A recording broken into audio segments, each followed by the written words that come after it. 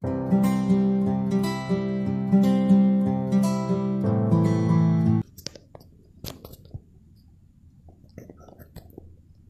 Friends, welcome back to my channel Deep classes, जिसमें हमारा आज का टॉपिक है MHD 11 हिंदी कहानी।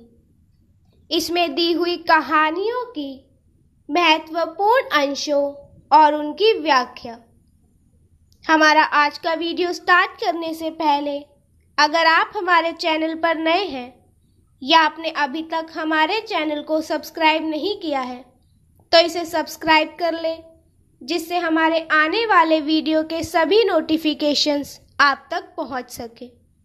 साथ ही MHD से रिलेटेड अदर वीडियोस के लिए आप हमारे चैनल की प्लेलिस्ट में जाकर उन्हें देख सकते हैं। तो चलिए बिना देरी किए हम अपना आज का टॉपिक स्टार्ट करते हैं।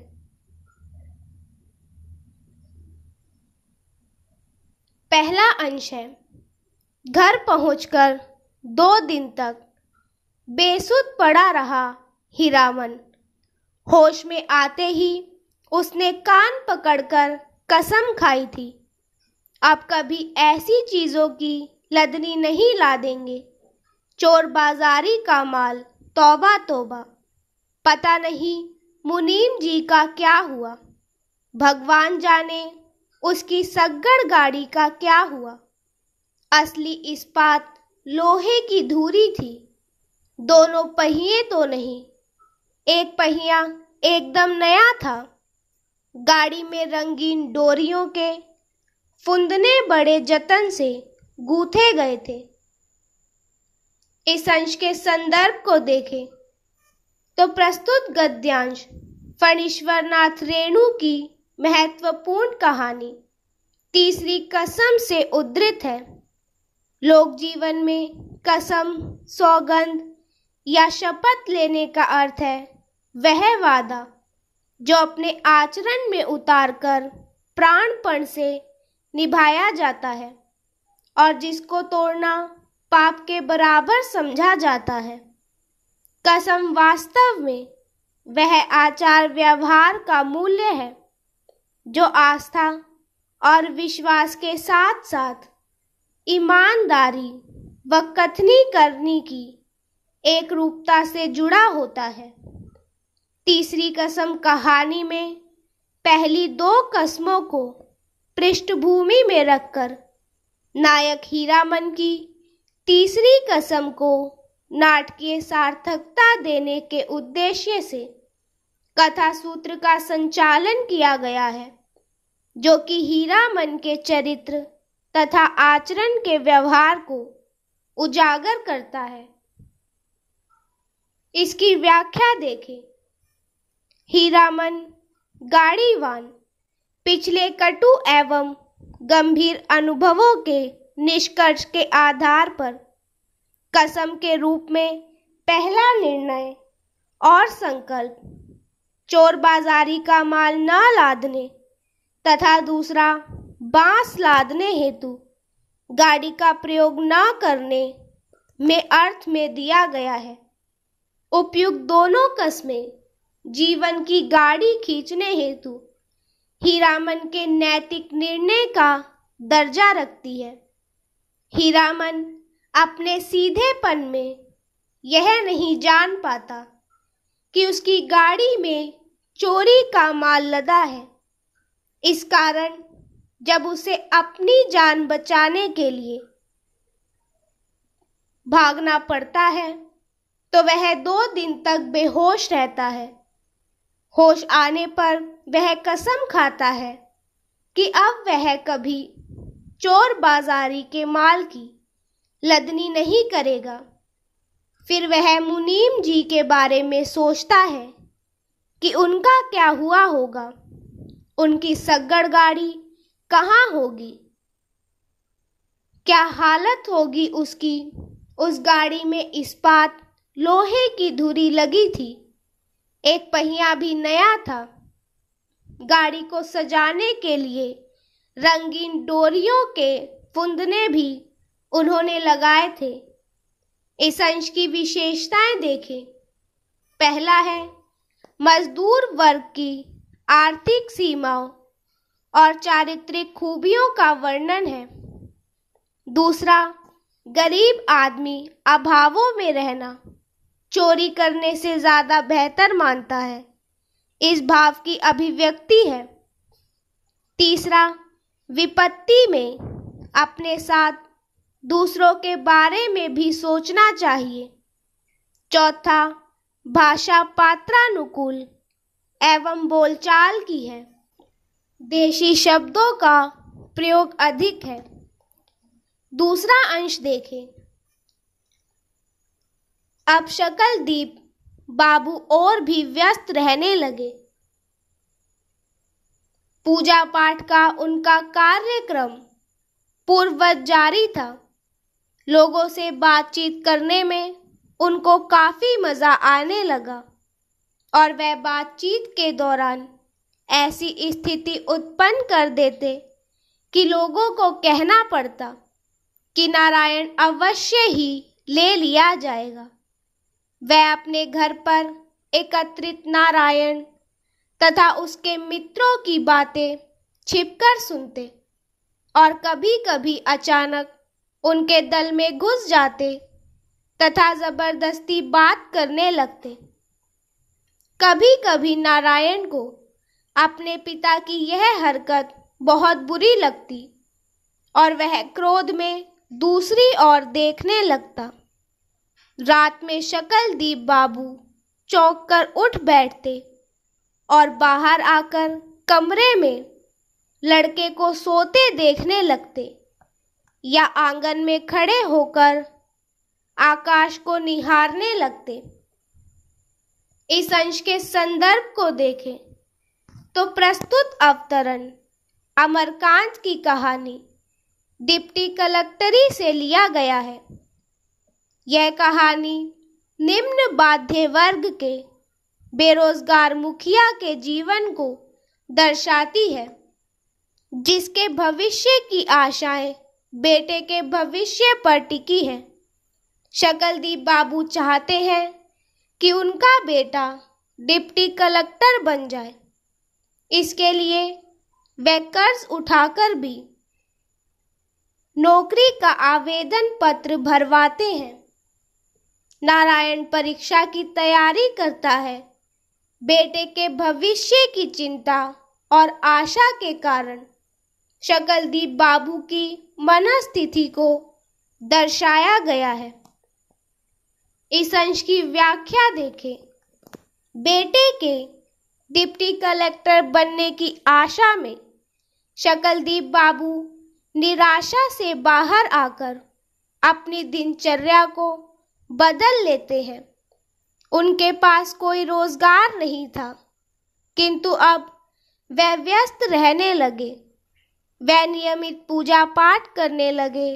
लोगों से बात करने पर नारायण के बारे में इस तरह बताते कि लोगों को उसकी नौकरी लगने का यकीन हो जाता।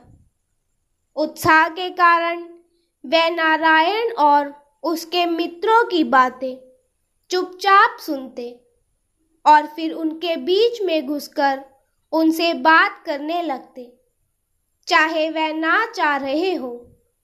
हालांकि नारायण को यह बुरा लगता।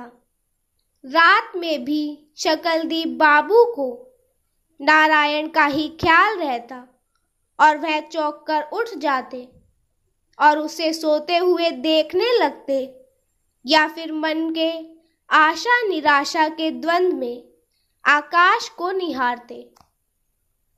इस अंश की विशेषताएं देखें। पहला, अवसर के अनुसार व्यक्ति के विचार एवं व्यवहार बदल जाते हैं।